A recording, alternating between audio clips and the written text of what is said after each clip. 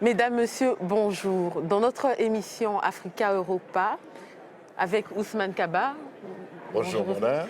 nous parlons de l'Africa Summit avec comme invité Isabelle Dos Santos. Bonjour madame. Bonjour.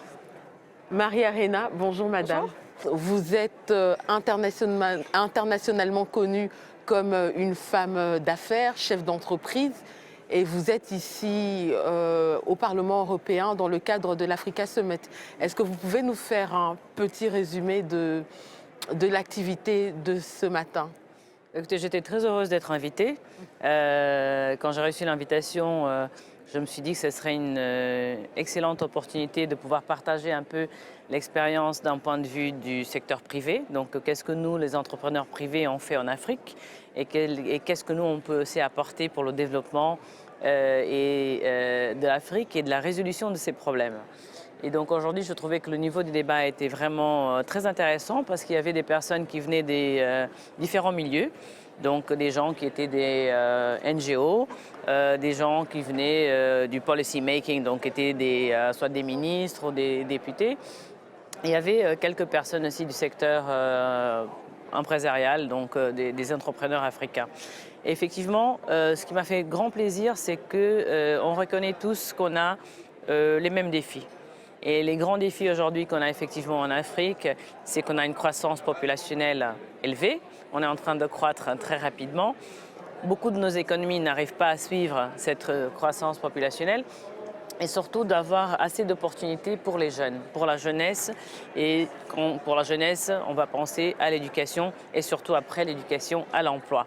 Et donc on a largement parlé sur ça et ça m'a beaucoup attiré les idées que j'ai entendues ici aujourd'hui. Justement, madame De Colo, les grands défis de l'Afrique aujourd'hui, c'est pratiquement la jeunesse Oui. et les femmes. Et donc on peut dire que vous avez joué dans ces deux milieux, donc dans ces deux tableaux, en étant donc chef d'entreprise, en étant donc une femme, au milieu on peut dire de machisme ambiant. Comment avez-vous pu donc exercer ce point de vue, surtout au niveau de la technologie, secteur dans lequel vous avez beaucoup exercé? Je dois dire que moi j'ai démarré mes études en Afrique, donc moi je suis un enfant de l'Afrique, j'ai grandi en Angola et dans les années 70, l'Afrique était très différente de ce qu'elle est aujourd'hui. Il y avait beaucoup moins de technologie, on n'avait pas d'accès, donc les choses ont beaucoup évolué dans ce sens-là. Mais c'est vrai que j'ai eu le privilège d'avoir une très bonne éducation, une éducation de qualité. Et ça a fait une transformation dans ma vie. Et je pense que ça a fait une transformation aussi dans nos sociétés. Et effectivement, si on regarde ceux qui ont pu avoir une éducation, les jeunes qui ont pu avoir une éducation de qualité et une éducation relevante pour leur environnement, ils sont capables de s'intégrer et d'avoir des opportunités de travail et de poursuivre leurs rêves. La technologie, en Afrique, elle a vraiment arrivé, je pense que d'une manière un peu inattendue. Je me rappelle qu'en années 90, quand on a démarré avec les premiers essais des réseaux téléphoniques qui étaient encore des systèmes que franchement la voix ne passait pas très bien. Beaucoup de jeunes ne se rappelent pas, mais le téléphone il chauffait, il était chaud. On mettait à côté de l'oreille, c'était pas bon, on entendait des cric derrière, donc c'était pas terrible. C'est pas du tout comme aujourd'hui. Et il y avait beaucoup d'incertitudes. Qu'est-ce que c'était comme technologie? Mais beaucoup de pays africains l'ont embrassé parce qu'effectivement, on n'avait pas d'alternative, on n'avait pas de legacy, on n'avait pas des réseaux fixes. Nos réseaux fixes étaient très limités, souvent très contraintes seulement aux villes. Et quand cette nouvelle technologie, donc cette ouverture mondiale qui est la technologie wireless, la technologie sans fil, arrive, je trouve qu'elle trouve en Afrique un vrai terrain très fertile, des gens qui en avaient vraiment besoin. Et elle devient transmentionnelle dans la société.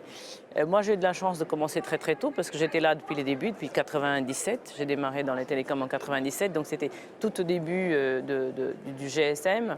Et j'ai pu vraiment assister à toute cette évolution. Et je dois dire qu'aujourd'hui, la chose que je me sens le plus fière, c'est de pouvoir construire une société où 99,9% de nos employés sont angolais, sont locaux. Et ce sont des ingénieurs, ce sont eux-mêmes qui bâtissent les antennes, qui font la gestion des réseaux téléphoniques, qui font la gestion de tout le réseau et qui sont des choses assez complexes. Et ça, c'est venu avec beaucoup d'investissements dans la formation, On a créé une académie spéciale pour entraîner les jeunes. Donc on les forme une fois qu'ils sortent de l'université, même avant qu'ils ont fini. À la dernière année de l'université, on fait un concours. On prend ceux qui on considère être les candidats qui ont du talent, le talent qui est relevant pour notre société, et on les forme et on les intègre. On leur fait la promesse de leur premier emploi et on les accompagne. Et grâce à cette philosophie, aujourd'hui, on a un opérateur qui est un opérateur que j'aimerais dire vraiment africain. Justement, Madame Arena, est-ce que l'Europe appuie l'Afrique dans le secteur privé des nouvelles technologies? Vous savez que l'Europe est un des premiers partenaires de l'Afrique pour deux choses. Par la coopération au développement et dans la coopération au développement, de plus en plus dans les programmes de coopération, il y a des programmes de développement par le secteur de l'entreprise. Et donc, si on prend la somme des montants des États membres et du FED, c'est-à-dire du Fonds européen au développement, on est le premier donateur en la matière. Mais ça, c'est pour la coopération au développement dans lequel on peut effectivement avoir des axes de développement d'infrastructures nécessaires à la question économique. Ça, c'est une première chose. La deuxième chose, dont on ne parle pas beaucoup, ce sont les investissements privés, donc c'est-à-dire les partenariats européens privés en Afrique qui sont aussi extrêmement importants. On n'en parle pas beaucoup parce que c'est du ressort privé. Souvent, on me dit « oui, mais les Chinois sont beaucoup plus présents en Afrique ». Tout simplement parce que le mode de fonctionnement chinois n'est pas du tout équivalent. La Chine, c'est un système qui est un système étatique. Et donc, quand la Chine investit, c'est l'État chinois qui investit parce que c'est un système communiste d'État. Et donc, il ne faut pas la différence entre ce qui est le développement et ce qui est l'investissement économique. Nous avons un modèle qui est très différent en Europe, mais qui n'empêche pas que l'impact de l'investissement et du partenariat entre l'Europe et l'Afrique est extrêmement important et, à mon avis, qui devra être renforcé dans les années qui viennent pour plusieurs raisons, et vous l'avez dit, pour des raisons économiques du continent africain qui a besoin d'investissement. Quand on regarde les besoins d'investissement nets de l'Afrique dans de l'infrastructure, dans des hôpitaux, dans des routes, il est énorme.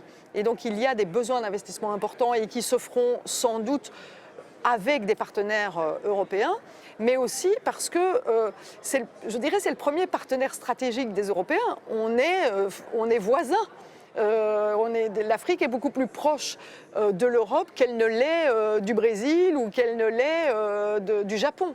Et donc nous avons une proximité géographique qui fait qu'on se connaît, on se parle et on a la possibilité de travailler ensemble. Et enfin, il y a la question démographique, vous l'avez dit. La question démographique africaine est importante. Elle devra faire face à des défis importants.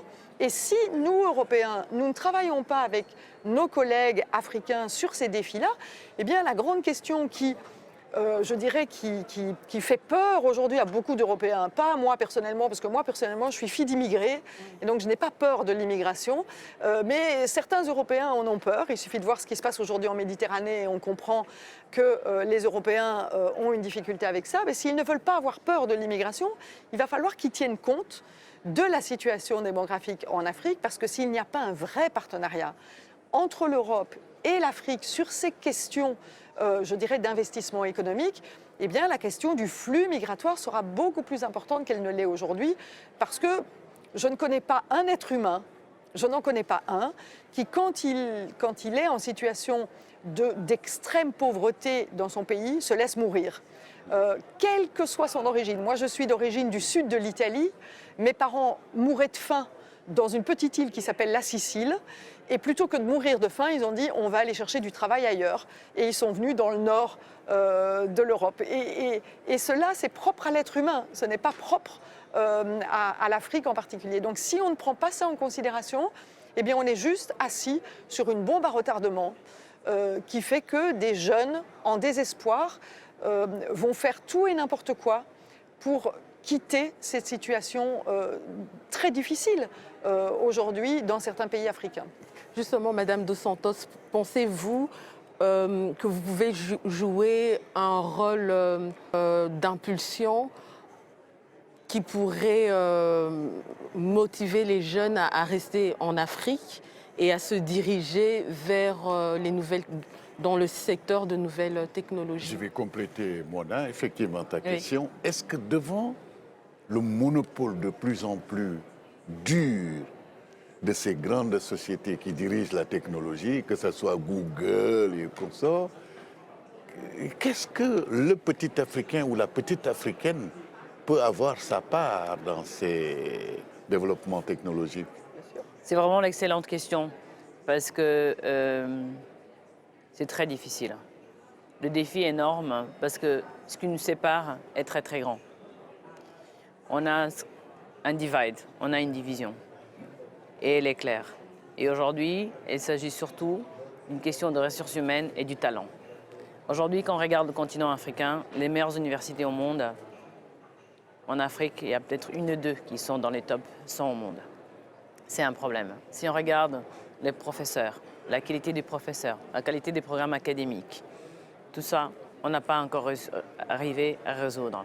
Et je pense que c'est là qu'un vrai partenariat avec des gens qui veulent faire la différence en Afrique peut vraiment nous aider à rattraper cette division qui existe aujourd'hui entre l'opportunité d'un jeune Africain qui aimerait un jour se lancer dans la recherche, dans le développement, dans la technologie, et qu'aujourd'hui, ce n'est pas possible, on n'a pas.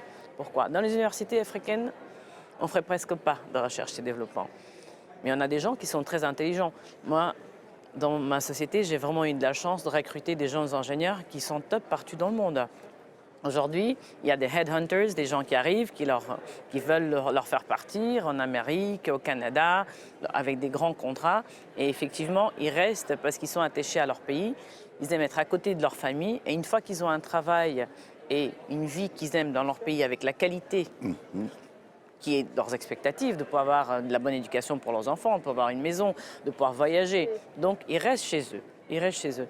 Et donc, pour moi, la vraie différence, pour que demain, ils puissent avoir des opportunités pour ces jeunes personnes dans la technologie, il faut d'abord commencer par un vrai partenariat dans les universités et dans les écoles.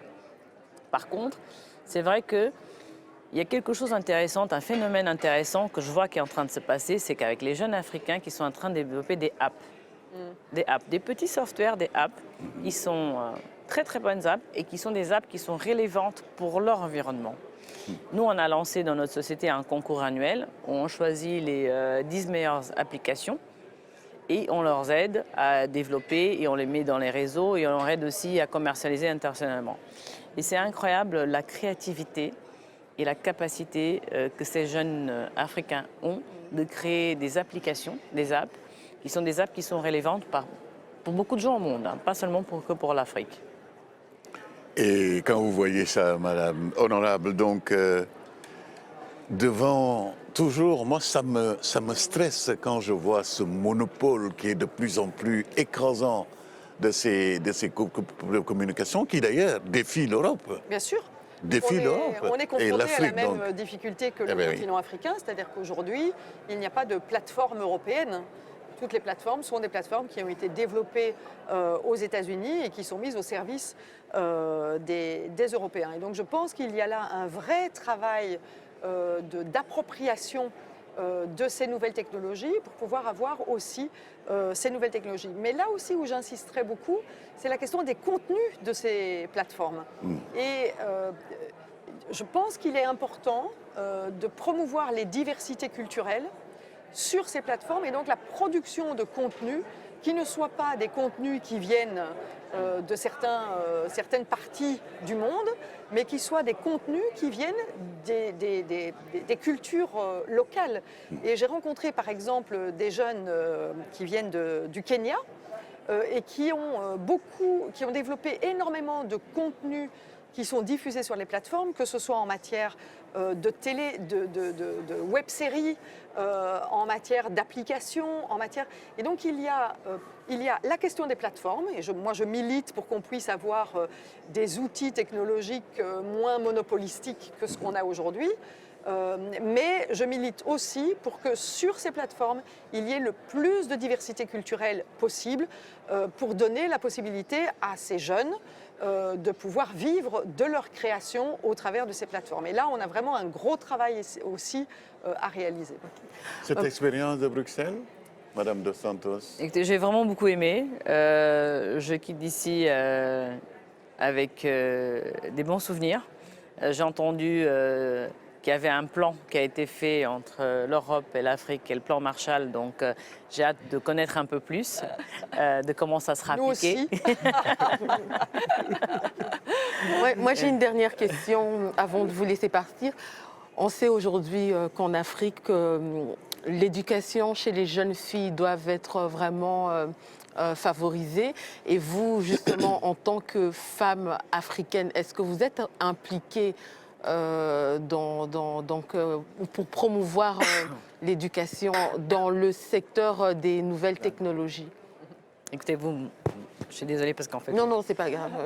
comme j'ai une grippe, vous touchez à un thème qui est très proche à mon cœur, qui est effectivement celui de la femme et surtout de la femme africaine. Aujourd'hui, les filles en Afrique, elles n'ont pas le même début. Et c'est pas égal. Quand on est fille et quand on est garçon, on n'est pas traité de la même manière. Les filles, souvent, on va les enlever de l'école beaucoup plus tôt. À 11-12 ans, elles vont rester à la maison pour faire à manger pour la maman, pour s'occuper de la maison, pour faire à manger pour les frères. Et on va choisir le garçon parce que c'est lui le plus fort et c'est celui-là qui va vraiment demain être le gagne-pain. Moi, j'aimerais que ça change. J'aimerais que ça change parce que je vois beaucoup de filles, surtout dans mes équipes. Vraiment, dans mes équipes, j'ai beaucoup de femmes qui travaillent avec moi, qui sont dans les postes de direction, dans le poste de gestion. Et je vois que les filles ont énormément de talent et surtout, elles ont un grand sens de elles sont très compromises. Quand elles assument une responsabilité, elles vont jusqu'au bout. Et donc, ce serait vraiment important que surtout les pères, et là je fais un appel aux pères, qui regardent leurs filles différemment. Ok, peut-être on va laisser Madame l'eurodéputée conclure. Alors moi, par rapport aux jeunes filles, vous savez que dans le cadre de l'Assemblée interparlementaire Union européenne, Afrique, Caraïbes, Pacifique, on organise à chaque fois qu'on a ces réunions interparlementaires un forum qui est le forum des jeunes dans le pays dans lequel on se rencontre. Et nous étions le mois dernier au Bénin et nous avons organisé une rencontre avec 1 millier de jeunes béninois dans le cadre du forum interparlementaire et les jeunes étaient invités. Et j'étais ravie de voir que la représentation des jeunes lors de ce forum était assez égalitaire entre les garçons et les filles. Et j'étais ravie de voir aussi que les revendications des filles étaient très fortes. Et on sent un féminisme en Afrique que l'on ne vit peut-être plus de la même manière en Europe. Les femmes en Europe pensent que leurs mères ont fait tout le travail et qu'elles ne doivent plus défendre la question du droit des femmes, de ce féminisme. Et pourtant, on vit encore de grandes disparités entre les hommes et les femmes aujourd'hui en Europe. Et je sentais ce féminisme chez ces jeunes filles africaines qui étaient beaucoup plus militants que nous ne l'avions aujourd'hui en Europe. Et donc, je ne peux que les encourager à poser effectivement le rôle à la participation à l'éducation, mais aussi et surtout, après la participation à l'éducation, la participation à la vie économique.